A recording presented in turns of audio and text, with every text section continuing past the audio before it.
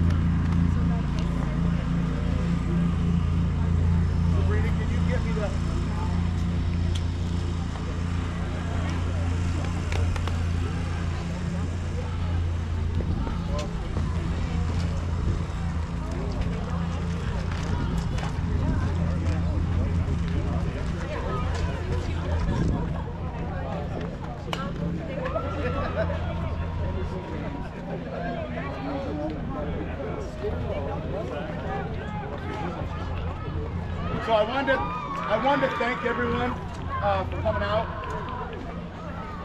I'm in my 9th year of coaching at Grand Haven, and listen, there's a lot of great moments. There's times where I've been to former players' weddings. There are times where I've held former players' babies. There are times where I've officiated former players' weddings. These are the times that, man, these are the tough ones. When you lose a member of your family, that we did September 6th of 2024, it's extremely hard. And especially losing someone like Jackie. Jackie was one of the most unique people I've ever met. She was extremely unique. She was as soft-spoken and as hyper as I've ever met. She was as kind and as violent in the box as someone that I've ever met. She was also someone that was extremely zen. There'd be times we'd come out and Jackie was sitting behind second base in the graph, literally legs crossed, just doing this just to calm. She was an incredibly unique and fascinating person.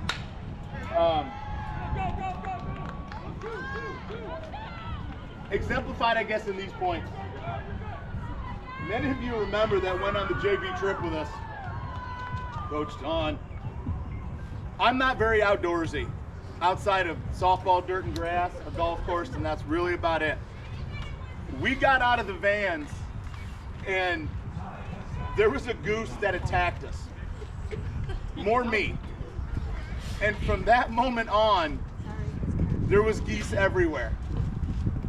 At the KOA that we stayed at during spring break one year, that same year, Jackie befriended a goose, I think. I think just to spite me. Douglas, and she named it Douglas. I have a picture of Jackie and Douglas. Jackie's just sitting there in her yoga pose, talking to Douglas. Jackie had a voice. She could sing. She could straight up sing. And I texted I texted LJ today. Did she ever sing the national anthem? I think she did one. Because there was a time, in every national anthem that we had, in the land of the free, you remember? There's the high E, I guess it was the note. And Jackie would always hit the high E when we were lined up on the third base line. And it almost became tradition, like I had to hear it.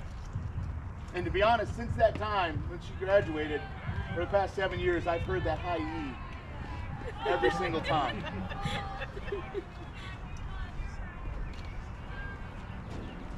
One of my favorite softball memories of Jackie was actually JV year. And it was the last time she played a JV game, and you'd remember, we were at West Ottawa.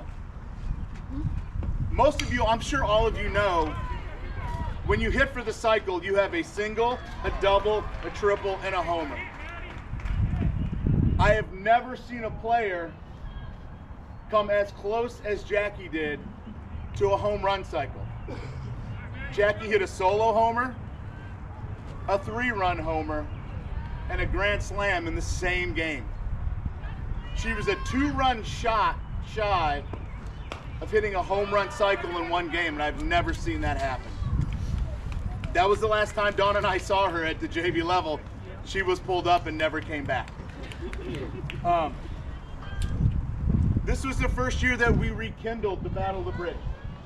And the last time we played the Battle of the Bridge, it took 2.5 hours to get to Spring Lake because the bridge got stuck up. Leah remembers it to her advantage. Congratulations, Leah. But we had to give the Battle of the Bridge plaque back. Well, we got it back this year. And it reminded me of May 26, 2017, when on this field, you know, you talk about single-handedly, it's tough to win a game single-handedly in softball. There are 9 players playing offense and defense and opponents. Single-handedly doesn't happen very often. It did on May 26th. On May 26th of 2017, that kid hit 3 3-run homers. Hi, Leah. Leah was pitching.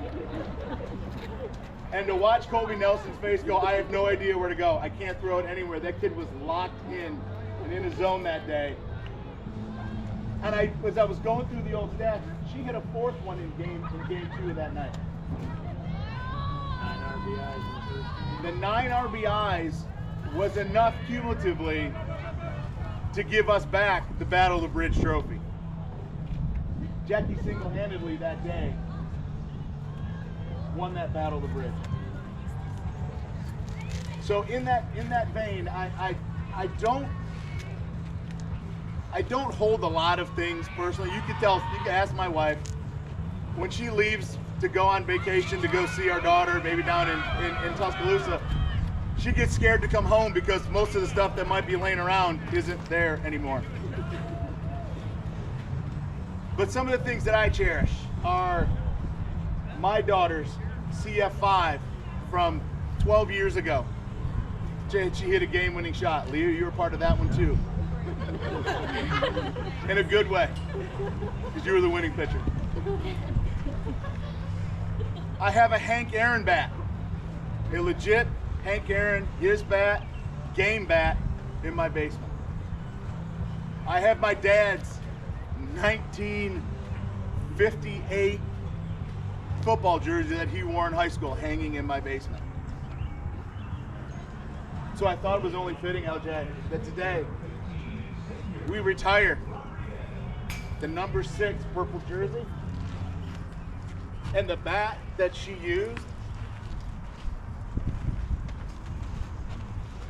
for that 9 RBI game. And I want to give that back to you.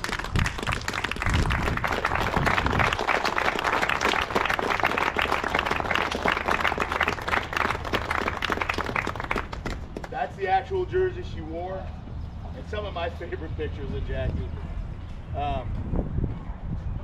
What was cool about Jackie, she never wanted to be the center of attention. I mean, we're holding the Battle of the Bridge, and the kid that won it for us is off in the side. So I want to give you that in the pro family. You guys take that. And say thank you. Thank you very much. So today is all about Jack. Thank you very much. Yes, thank you.